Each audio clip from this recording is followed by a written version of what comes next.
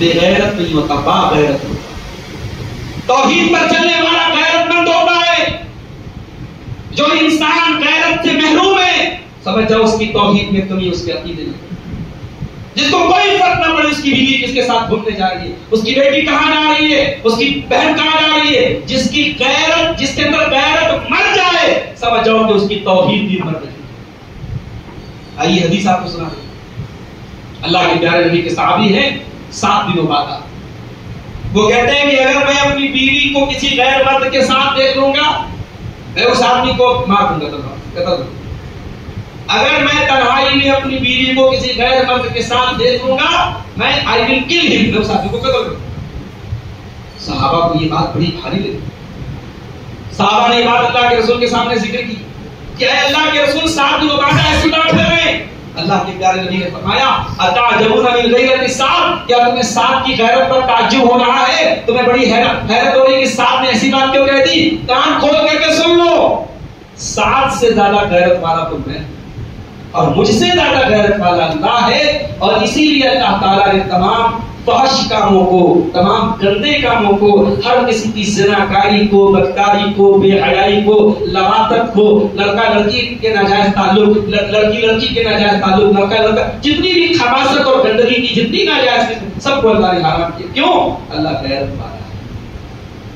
توحید جب آئے گی تو غیرت آئے گی۔ جس سوسائٹی میں توحید نہیں ہوگی، جس سوسائٹی میں قبر پرستی ہوگی، جس سماج میں غیر اللہ کو مشکل کشا مانا جائے گا وہاں غیرت بھی مرے گی میرے بھائیوں، وہاں بے حیائی آئے گی۔ اور آگے بڑھیے، توحید کا فائدہ اور کی، توحید پر چلنے والا صابر ہو، بچہ مر جائے،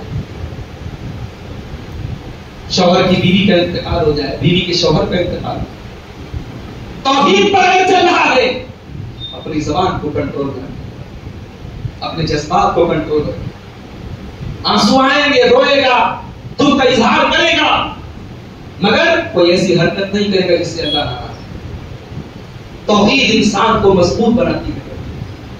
اللہ کے پیارے حبیب کو دیکھو، آپ کو بڑی آرزو تھی بیٹے کی، حضرت خدیجہ سے جو بیٹے پیدا ہوئے، قاسم پیدا ہوئے انتقال کر گئے، عبداللہ پیدا ہوئے انتقال کر گئے، بڑی مدت کے بعد حضرت ماریہ کے پیٹ سے بچہ پیدا ہوا، اور پیارے نبی نے بڑے شوق سے اپنے بچے کا نام اپنے باپ ابراہیم کے نام پہ ابراہیم رکھا۔ بیٹے کی خواہش تو اللہ کے نبی کو نہیں تھی، بیٹے کی خواہش ہونا بری نہیں، نبیوں کو خواہش۔ بیٹا تھوڑا بڑا ہوا، عرب کے دستور کے مطابق اللہ کے نبی نے دیہات میں بھیجا، دیہات میں بچے جاتے تھے، وہیں دودھ پیتے تھے، دائی لوگوں کا دودھ پیتے تھے، اور دیہات میں ان کی ماس پیشیاں مضبوط ہوتی تھی، ان کا بدن مضبوط ہوتا۔ یہ بچہ ابراہیم رضی اللہ تعالیٰ عنہ، یہ بچے یہ دیہات میں جا کے پرورش پانے لگے، 1.5 سال کے ہو گئے۔ اللہ کے نبی کو پتا چلا کہ میرا بچہ بہت بیمار ہے۔ آپ نے صحابہ سے کہا چلو، صحابہ کی ایک جماعت کو لے کے گئے، وہاں گئے تو بچہ آپ کا بخار میں تپ رہا تھا، بچے کو آپ نے گود میں لیا، بچے کی سانسیں اکھڑ رہی، بچہ موت کے قریب پہنچ چکا تھا، بچہ آخری سانسیں لے رہا تھا۔ اللہ کے پیارے حبیب کی آنکھوں میں آپ رونے لگے۔ صحابہ نے کہا اللہ کے نبی آپ رو رہے؟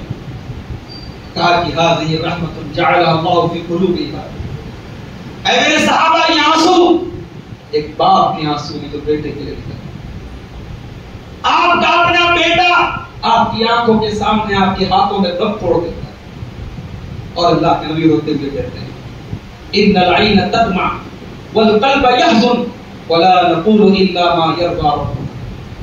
اے میرے بچے ابراہیم، تیرے جانے سے تیرے باپ کا دل غمگین ہے، تیرے باپ کی آنکھوں سے آنسو بہ رہے ہیں، مگر تیرا باپ اپنی زبان سے کوئی ایسی بات نہیں نکالے گا جس سے اللہ ناراض ہو۔ یہ ہے میرے نبی کی سنت، اور یہ ہے توحید کی برکت ہے۔ کبھی غور کیجئے گا اللہ کے پیارے نبی کی پرسنل لائف پر غور کیجئے گا، آپ نے کتنی ٹینشنز آپ کو دی جاتی تھی۔ 3 بیٹیوں کا جنازہ آپ نے اٹھایا، بیٹے جو پیدا ہوئے بچپن میں انتقال کر گئے، آپ پر پرسنل اٹیک کیا گیا، پیر پہ پتھر مارے گئے، سجدہ کی حالت میں گندگی آپ کے کندھے پر ڈالی گئی، اپنے وطن سے نکلنے پر مجبور کیا گیا. آپ ہی کے خاندان کے لوگ آپ سے لڑنے کے لیے میدان میں آ گئے. مدینہ کو ختم کرنے کی سازش رچی گئی. یہودی الگ سازش کر رہے ہیں, مکہ کے کفار الگ سازش کر رہے ہیں, آپ کو زہر کر دیا ہے. کتنی ٹینشن ہے, مگر کیا اللہ کے نبی مسکراتے ہیں, ہنستے نہیں تھے, صحابہ کے ساتھ ہنسی مذاق نہیں کرتے تھے, اللہ کے دین کا کام نہیں کرتے تھے. یہ ساری ٹریجڈی ایک طرف, یہ ساری مصیبت ایک طرف, اور نبی کا مشن ایک طرف, نبی کا کام ایک طرف, نبی کی دعوت ایک طرف, نبی کی حرکت ایک طرف. میرے پیارے ساتھیوں, توحید ہمیں یہ سبق بھی دیتی ہے, اور پیارے نبی کی توحید والی زندگی ہمیں یہ سبق دیتی ہے کہ بندہ اگر توحید کے راستے پر ہے, بڑی بڑی مصیبت میں بھی وہ صبر و استقامت کا پہاڑ بن سکتا ہے. اور توحید کا ایک فائدہ یہ بھی ہے میرے بھائی, توحید پر چلنے والا قناعت پسند ہوتا ہے, پیسے کا بھوکا نہیں ہوتا ہے, لالچی نہیں ہوتا ہے, حرام طریقوں سے پیسہ کمانے کے چکر نہیں پڑتا ہے. جو میرے مقدر میں حرام طریقے سے مل گیا, دیٹ از انف, بس ہو گیا. حرام کا راستہ نہیں اپناتا ہے.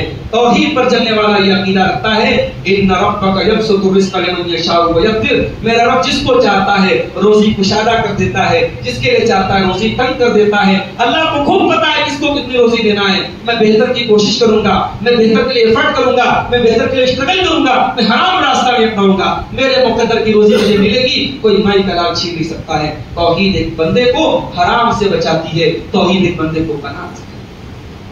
توحید کا ایک فائدہ اور بھی ہے میرے بھائیوں, توحید پر چلنے والا دنیا کی نظروں کے سامنے بھی گناہ سے بچتا ہے, اور اکیلے میں جب کوئی دیکھنے والا نہ ہو تبھی وہ بندہ گناہوں سے بچتا ہے, کیونکہ اس کا ایمان ہوتا ہے, اس کا عقیدہ ہوتا ہے, میرا رب وہ ہے جو سمیع ہے, سب کچھ سننے والا ہے, میرا رب وہ ہے جو بصیر ہے, سب کچھ دیکھنے والا ہے. میں دنیا کے کیمروں سے بچ جاؤں گا, میں دنیا کی نظروں سے بچ جاؤں گا, اپنے رب کے کیمرے سے کیسے بچوں گا, اپنے رب کے ریکارڈ سے کیسے بچوں گا. کرامہ کاتبین تو سب لکھ رہے ہیں, اللہ کی نظریں تو سب دیکھ رہی ہیں. توحید جتنی پکی ہوگی بندہ گناہوں سے اتنا بچے گا. اسی لیے اللہ قرآن میں کہتا ہے, انما یخشی اللہ من عبادہ العلماء, اللہ کے بندوں میں اللہ سے وہی ڈرتے ہیں جو علماء ہوتے ہیں, جو اللہ کو جاننے والے ہوتے ہیں. جو بندہ اللہ کو جتنا جانے گا, جتنا اللہ کی توحید کا علم حاصل کرے گا, اتنا اللہ کا ڈر اس کے دل میں پیدا ہوگا. اسی لیے بچوں کو اللہ کے بارے میں بتاؤ, توحید کے بارے میں بتاؤ. حضرت لقمان اپنے بچے کو کیا سکھاتے ہیں, یا بنی انھا ان تک مثقال حبۃ من خردل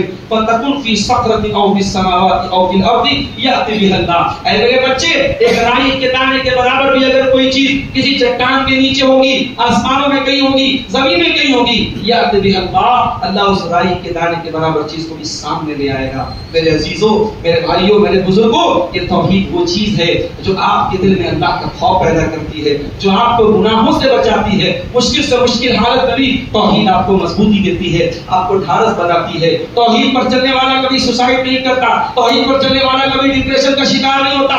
تو دنیا کے سارے راستے جب بند ہو جائیں, توحید پر چلنے والا جانتا ہے کہ میرے رب کا راستہ ابھی بھی کھلا ہے, میرے رب کا در بھی کھلا ہے, میرا رب ابھی بھی میری بگڑی بنا سکتا ہے. یہ عقیدہ انسان کو ٹوٹنے نہیں دیتا ہے, انسان کو بکھرنے نہیں دیتا ہے. اس لیے میرے بھائیوں, اپنی توحید کو مضبوط کرو, اپنے عقیدے کو مضبوط کرو. اور یہ توحید کیسے مضبوط ہوگی, قرآن و سنت کا مطالعہ کرنے سے, اور قرآن و سنت پر عمل کرنے سے, اللہ اور اس کے رسول کی اطاعت کرنے سے. اپنی زندگی میں دین کو لاؤ, اپنی زندگی میں توحید کو لاؤ, آپ اپنی زندگی میں چینجنگ دیکھیں گے, آپ اپنی لائف اسٹائل میں بدلاؤ دیکھیں گے. اگر آپ کی توحید کمزور ہوگی, آپ بہت سارے معاملات میں فیل ہو جائیں گے. ہم اللہ سے دعا کرتے ہیں, رب العالمین ہمیں توحید اور سنت کے راستے پہ چلنے کی توفیق عطا فرما. اے اللہ, ہمارے وہ بھائی جو توحید سے دور ہیں, شرک و بدعت کی کھائی میں پڑے ہوئے ہیں, اے اللہ انہیں زندگی میں مرنے سے پہلے توحید کے راستے پہ واپس آنے کی توفیق عطا فرما. رب العالمین ہمارے وہ بھائی جو اولیاء کرام کے بارے میں, نبیوں کے بارے میں غلو کرتے ہیں, کی شان میں حد سے تجاوز کرتے ہیں, اے اللہ تو نے نبیوں کا اور ولیوں کا صحیح مقام سمجھنے کی توفیق عطا فرما. رب العالمین ہمارے دلوں میں اے اللہ تو اپنے نبی کی, نبی کے صحابہ کی اور نبی کے اہل بیت کی سچی محبت پیدا فرما. جو ہم بیمار ہیں اے اللہ ان کو شفا کاملہ عطا فرما. جو روزی روٹی سے پریشان ہیں ان کے کاروبار میں برکت نصیب فرما. اے اللہ ہماری مساجد کے سلسلے میں, ہمارے اداروں کے سلسلے میں, ہماری اوقاف کے سلسلے میں جو ناپاک منصوبے بنائے جا رہے ہیں، جو سازشیں رچی جا رہی ہیں، اے اللہ ہمارا عقیدہ ہے تو خیر الماکرین ہے. دنیا والوں کی پلاننگ اپنی طرف ہے اور تیری پلاننگ اپنی طرف ہے، اور تیری پلاننگ سب کی پلاننگ پر حاوی ہے. اے اللہ تو مکاروں کے مکر و فریب کو فیل کر دے. اے اللہ تو اپنے گھر کی، اپنے مساجد کی اور ہماری دینی عمارتوں کی حفاظت کو خوب کرنا جانتا ہے. اے اللہ ہم مجبور و بے بس ہیں، تو ہماری مدد فرما. اے اللہ ہمارے اندر جو بھی کمزوریاں ہیں تو ان کو دور کرنے کی ہم سب کو توفیق عطا فرما. رب العالمین ہمارے ملک کو فرقہ پرستوں کے شر سے محفوظ فرما، ظالموں کے ظلم سے محفوظ فرما. جب تک دنیا میں زندہ رکھ اسلام پر زندہ رکھ، ہم سب کا خاتمہ ایمان پر ہو. آمین. وآخر دعوانا الحمدللہ رب العالمین. والسلام علیکم ورحمۃ اللہ.